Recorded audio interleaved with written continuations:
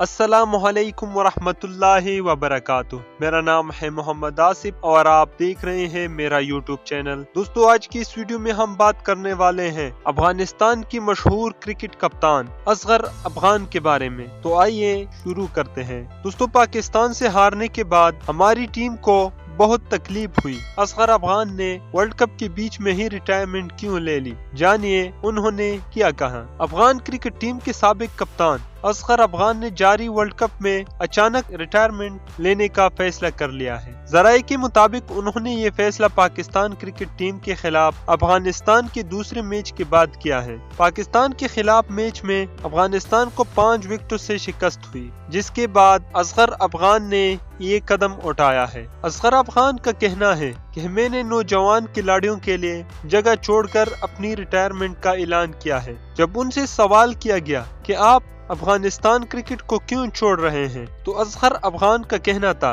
کہ کئی لوگ مجھ سے یہ بات پوچھ رہے ہیں لیکن یہ بتانے سے قاصر ہوں۔ ان کا کہنا تھا کہ افغانستان کا پاکستان کے خلاف میچ ہارنے کے بعد ہمیں بہت دکھ ہوا، کسی کی وجہ سے میں نے یہ قدم اٹھایا ہے۔ واضح رہے، اصغر افغان نے اپنی کپتانی میں افغانستان کو بہت سی اہم فتوحات دلوائی ہیں۔ اصغر افغان 81% میچ وننگ کے ساتھ افغانستان کرکٹ ٹیم کے کامیاب ترین کپتان ہیں۔